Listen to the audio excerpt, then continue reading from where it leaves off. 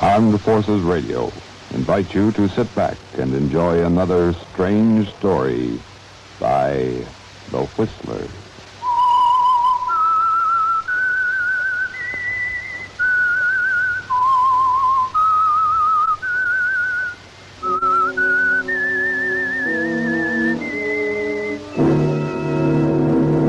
I am the Whistler, and I know many things, for I walk by night. I know many strange tales hidden in the hearts of men and women who have stepped into the shadows. Yes, I know the nameless terrors of which they dare not speak. And now, the Whistler's strange story, The Prosecutor.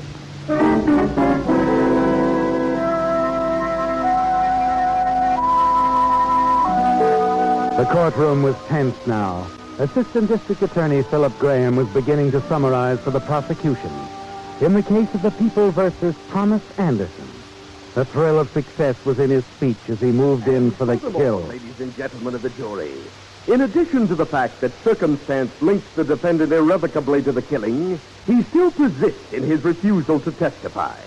Still offers no explanation as to his whereabouts on the night in question, solely on the basis of possible self-incrimination.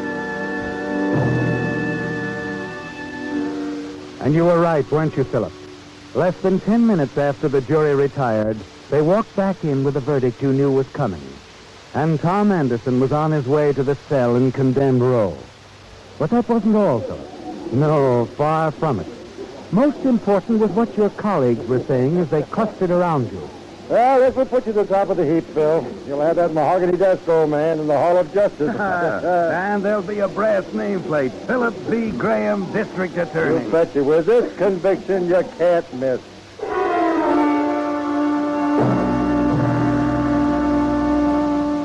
And they were right, weren't they, Philip? The voters made it official 2 weeks later. And only you know what kind of a job you really did. Yes, it isn't easy to convict a man when you know in your heart that he's completely innocent.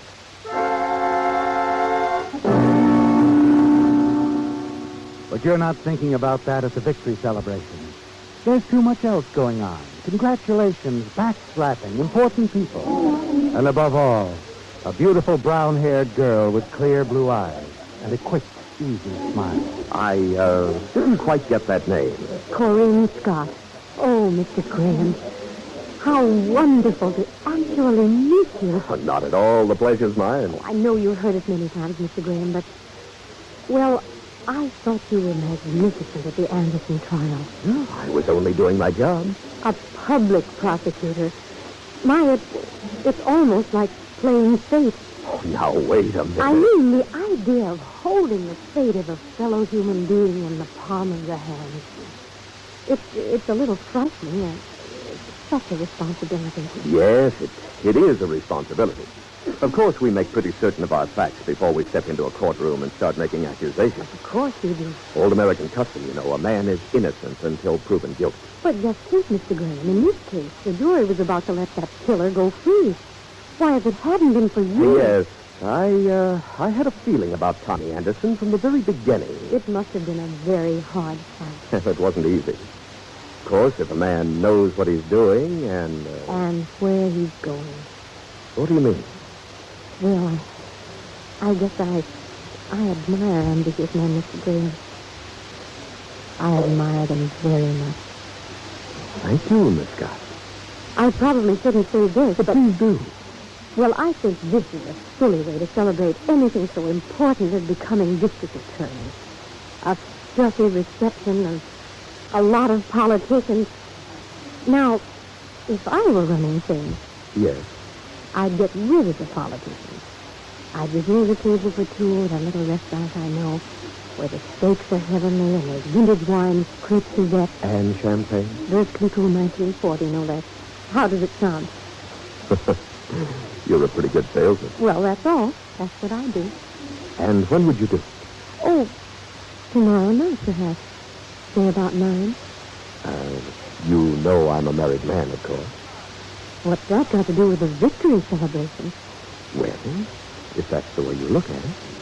9 o'clock tomorrow night. All right, Miss Scott.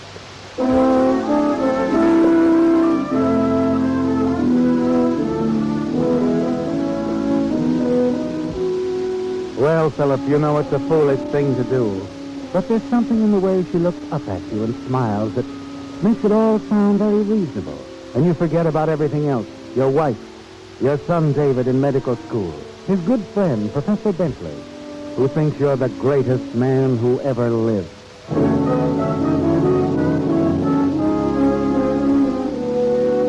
At 8:15 the following night, you're standing before the mirror in your bedroom, adjusting your tie. Corinne is lovely, isn't she? And as you put on your dinner jacket, you're thinking of the soft light in the music. Oh, there you are, Dad. Here he is, Professor. Almost gave you up, Dad. Thought you weren't coming. Hello, son. You got the culprit at last. I told you you wouldn't walk out on us, Dave. Hurry up, Dad. We're a half hour late as it is. Well, what do you mean we're late? Say, what's the idea of the dinner jacket, Mr. Graham? Yeah, there's nothing formal about Wait a this. minute. What's this all about? Huh? You going somewhere? Are we going somewhere? Dad, you didn't forget. Forget what? Tonight, you promised you'd go. I promised I'd go where? Don't you remember? The faculty's having a father and son night. Professor Bentley's in charge. Good Lord, I did forget. Oh, I know, Mr. Graham. You're a busy man. Dad, you've never forgotten before. You've come with us every year now. I'm awfully sorry, son.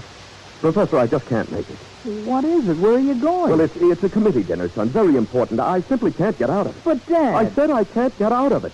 Let it go at that, will you? All right, Dad. I'm sorry.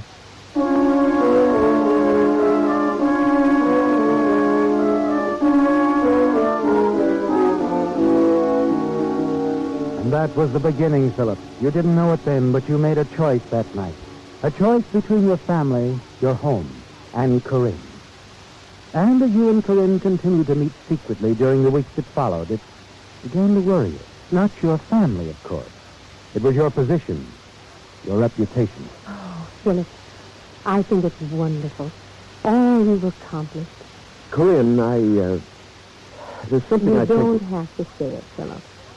I know what you're thinking. Do you? You're wondering when I'm going to tell you I want out. When I'm going to tire of loving a man I can never be seen with. Corinne, dear, Isn't that it? frankly, yes. Please don't think about it anymore. I don't want to break up your home. I never will, darling. Because it would hurt the very thing I admire you for most of all. Your career. That's all.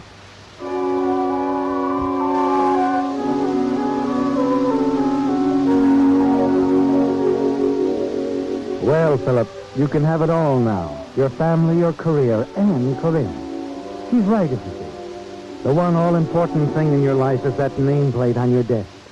Philip B. Graham, District Attorney. And you know now that you'll never have to choose between that and Corinne. And then one night, a few weeks later, you return unexpectedly from a business trip and decide to drop in to see her before going home. As you walk up the steps onto the porch, you hear voices. Disturbing voices. That is just the way I feel about it. You can't tell me everything's over between us. It's got to be over. I can't turn my love off just like that. As you grab the handle of the front door, a rage wells up inside you, gripping your stomach, rising in your throat and bursting in your brain like a shell. Open this door! Corinne! Corinne!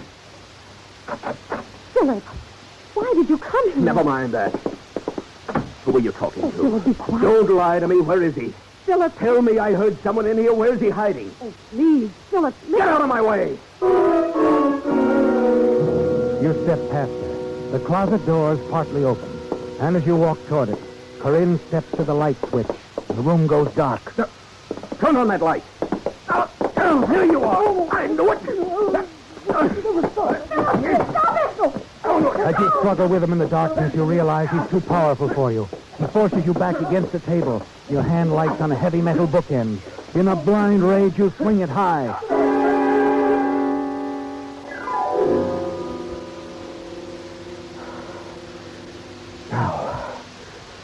Now you'd better turn on the lights, Corinne. Philip. Hurry up. All right. Good Lord. Oh, Philip, why did you do it? He didn't mean anything to me. Nothing at all. He came here because he found out about us. He wanted me to stay away from you. Oh, get some water quickly. It's no use. He's dead. Oh, no. You killed Professor Bentley, your son's best friend.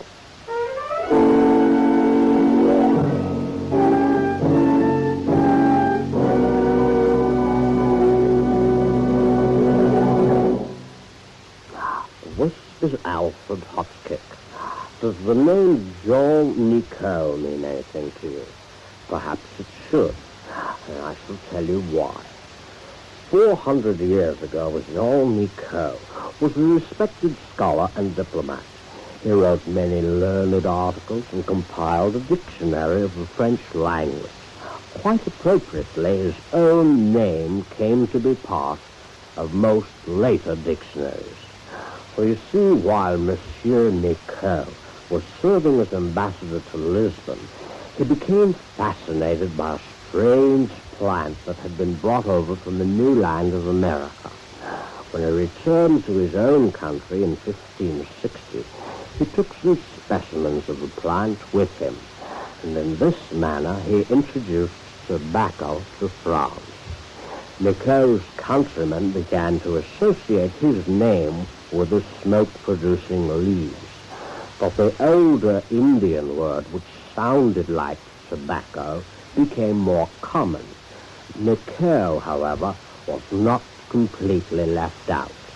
His name lives on in nicotine, the poisonous drug in the plant he introduced to France. So there you have the moral of my story.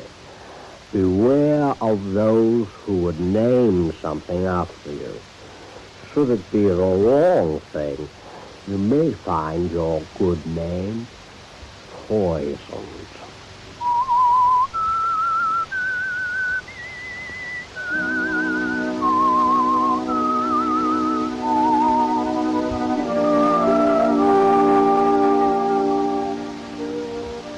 Well, Philip, you never expected anything like this. This couldn't be happening to you. It's all so horrible, so fantastic. For weeks now, your association with Corinne Scott has seemed so completely wonderful. Now, with the suddenness of the jealous rage that spurred your wild action there in the dark room, a beautiful dream is turned into a nightmare. And Professor Bentley, gentle, friendly Professor Bentley, your son David's friend, lies dead at your feet. As you stand there, son, looking down at what you've done, you're vaguely aware that Corinne has come forward and picked up the heavy bookend you used. You sink down into a chair as she moves about, straightening things up, scarcely looking at you. Slowly, you lower your hand from your face and look up at her. Corinne, what are we going to do? You killed him, Philip. You killed an innocent man who did nothing more than come here to ask me to stay away from him. Oh, I know that. As soon as the light went on and I saw who it was, I knew why he was here. Oh, Corinne, Professor Bentley was such a good friend to my son, to me. What am I going to say? How can I explain? You wouldn't have to explain if you could get him out of here, Philip. What? If he was found somewhere else, maybe miles from here. Corinne, would you help me do that? Yes, Philip, I would. I never knew anyone could be so devoted. So much in love with a person. I'm not doing it because I love you, Philip. What? Because I don't. I never have. Corinne, what are you talking about? I loathe you, Philip. I despise you and everything you've ever stood for. Have you lost your mind? Oh, the man of stone is crumbling. What's the matter, Philip? You're shaking. Shaking like a man in the death house. You're scared and bewildered, just like Tommy Anderson up there in the state penitentiary. Anderson? Tommy Anderson? What do you know about him? I know that he was innocent, Philip. And so do you. I know that you put him where he is in condemned row because it made you district attorney. I don't know what you're saying. But I don't see what it has to do with it. It this. has everything to do with it, Philip. Everything in the world. Because that's what Tommy Anderson means to me. What? I knew you'd be surprised. You see, Philip, you're not the prosecutor on the case anymore. I am. You mean you planned this? You got the professor No, here? not the professor. I had nothing to do with his coming here. I simply intended to involve you in a scandal, Philip. Or rather, a threatened scandal. And Then I was going to give you a choice. A choice of being ruined through disgrace? Or of telling the truth about Tommy Anderson. Right? Exactly. Now you have two alternatives, Philip. You can either free Tommy or stand trial for murder. But it's impossible. I can't go back on what I've said about Anderson, not without... Not without admitting you produced false evidence against him. I'd be thrown out of office in 24 hours. Is that worse than the gas chamber? Is that the choice you're giving me, Corinne? That's it, Philip. You haven't long to make up your mind. The neighbors should be coming home any minute now. They might get curious if they saw a body being Don't carried talk out. about it. I'll do what you say, Corinne. Where's Professor Bentley's car? He said he parked in the next block. He didn't want to be seen. I'll go get it. I'll go with you. You don't have to. I'll come back. I'm sure you'll come back. Because, you see, while I was taking up around here, I hid that bookend. The one with your fingerprints all over it. Not missing a bit, are you? I can't afford to.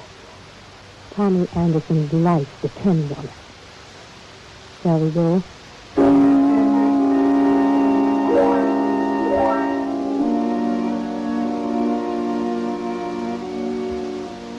You find the professor's car a block away.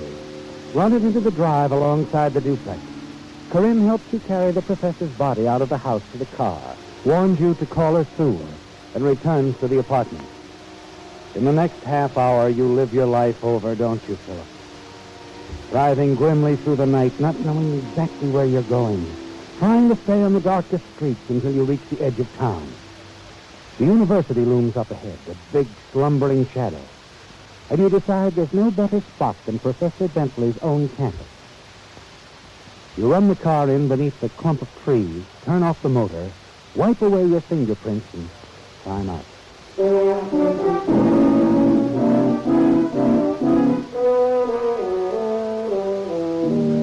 Some distance from the campus, you swing onto a trolley car and get off 20 minutes later and walk the few blocks to your home. Not much hope for sleep, is there, Philip? Nothing to do but wait for the axe to fall. The minute the morning papers hit the streets. X-ray paper, X-ray University, Professor Swain, X-ray, X-ray.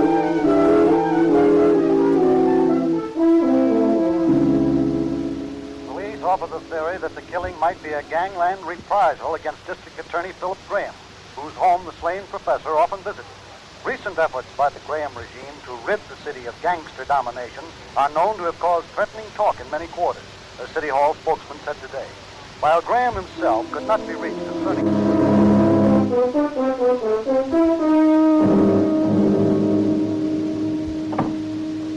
Hello, Phil. Hello, Matt. Anything new? Wish there was. The boys have been out of 48 hours now without arrest. You're not giving up, are you? You know me better than that. The day I give up, I'll resign as police commissioner. They know what the professor meant to you and your boys, Phil. We'll get the guy who did it if it takes us 20 years. Oh, just a second. Yeah. There's a Miss Scott calling me. Wait a minute. I told her you were busy. She says it's quite important. All right, put her on. Hello, Philip? You called at a bad time. I'm busy with the police commissioner. Go ahead, Phil. Don't mind I'll me. be brief, Philip. I've waited 2 days now. That's all I intend to wait. I want a signed statement about Tommy. Look, I'll have to see you first. I told you I'm not going to wait any longer. It had better be tonight. All right, tonight. 9 o'clock? Make it 10. All right, 10. And I wouldn't be late if I were you. No, of course. Goodbye. Appointments, favors, business as usual. What do they think I am, anyway? Tough on you, I know, Phil. Well, I better get back and see if the boys get anything with the one lead we've got. What's that? The girl? A girl? We think the professor had a date with a girl last night. Some dame who was paid to lure him into the trap. You mean on the campus? Nah, he wasn't killed on the campus. We knew that from the first. He was probably murdered in the girl's apartment. Oh, I see. We're checking every move he made that night. We'll find her if she's alive. What do you mean by that? Well, she's a pretty important girl. To both our side and theirs. I wouldn't be surprised to find her in the river one of these mornings. I'll see you later, Phil.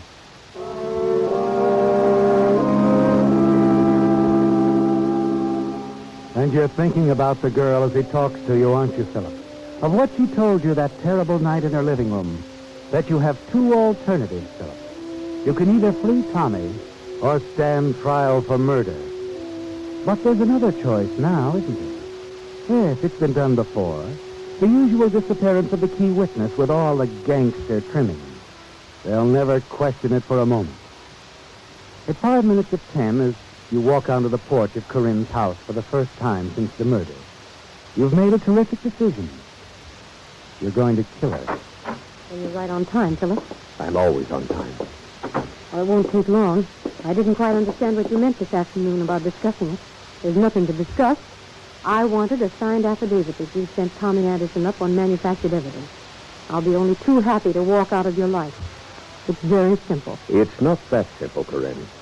I want that bookend, for one thing. Naturally. What about your signed statement? Here you are. I wrote it at the office this afternoon. It's all there. It certainly is. What about the bookend? Just a minute. I'm enjoying this. You know, Philip, I'd never believe you could be so fool. Where is it? It's there on the table in plain sight. You didn't hide it. Not that one. I hid the mate to it, Philip, very conveniently, just in case you decided to steal it. In a drawer under a pile of papers where I knew you'd find it. You could never tell them apart without a microscope, of course. Fingerprints are hard to see. So? You... Oh, wait a minute. You can't get away with...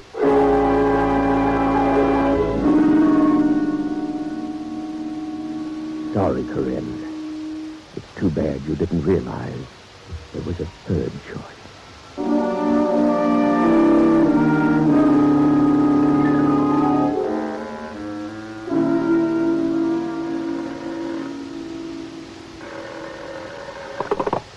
Graham speaking. Phil, there's a big break in the Bentley case. Go on. The girl I told you about. She's more than a theory now. She's a corpse. Found her dead in her apartment this morning. Any idea who did it? We know who did it, Phil. Oh, that's pretty quick work. You want me to send a car for you? For me? I'm afraid so. Where are you? Her apartment. We got the suspect here with us. Oh, you have him there? That's right. For sure, Matt. Send a car. I'll be right over.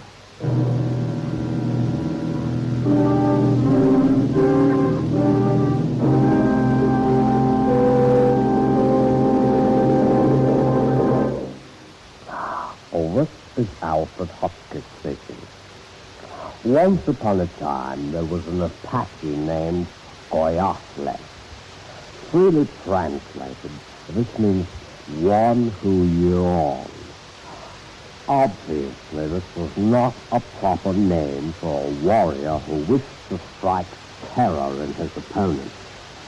So Goyasle, perhaps after consulting an early-day version of an actor's agent, selected a name which he felt was more appropriate. Soon, he was the terror of the Southwest. Throughout the area, people trembled with fear when they heard the name Geronimo. Years later, of course, Goyasle's nom de guerre came into different use. American parachutists added it to the English language when they cried Geronimo as they leaped from their planes. The exact meaning of their cry is a bit obscure. Old Geronimo, by the way, did not die in battle. He retired to reservation life in order to work on his memoirs and join the Dutch Reformed Church. May I add, there is absolutely no truth to the stories that Geronimo entitled his autobiography, "They laughed when I raided a village, and then I changed my name." The idea is absurd.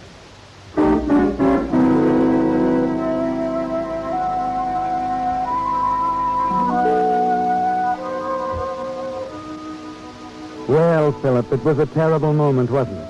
Listening to Police Commissioner Matthews telling you over the telephone they knew who killed Corinne Scott, while your mind reached out frantically for some detail you might have overlooked.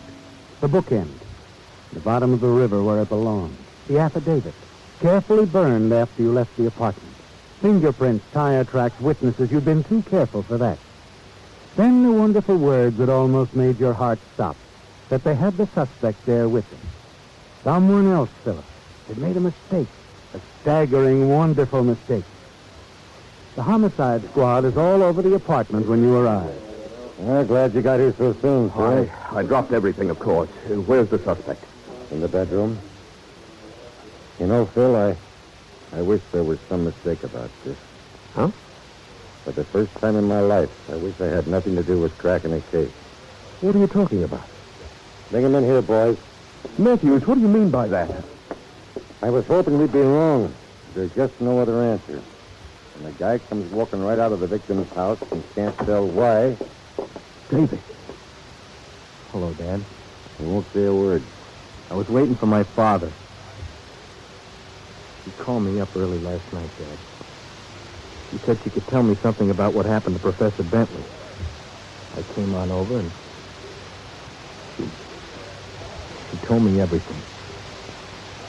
I see. It sounded crazy. I told her it was a pack of lies. After I went home last night, I couldn't sleep. That's why I came back here this morning. And What did she tell you, David? I've said all I'm going to say. You know what that means, of course. I think so. Dad.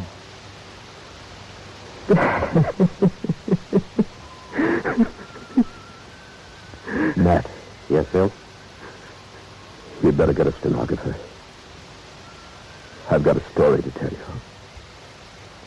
A story that begins with Tommy Anderson and ends right here.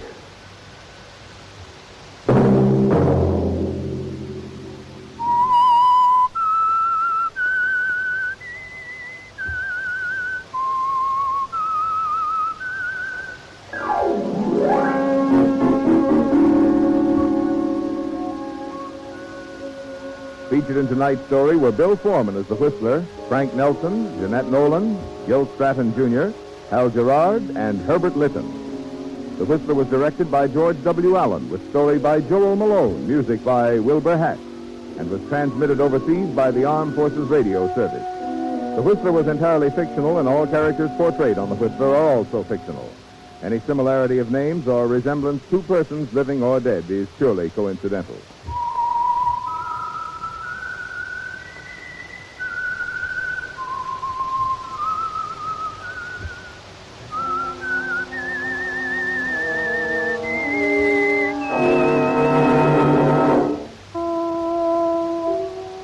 Tune in again next week at the same time for The Whistler.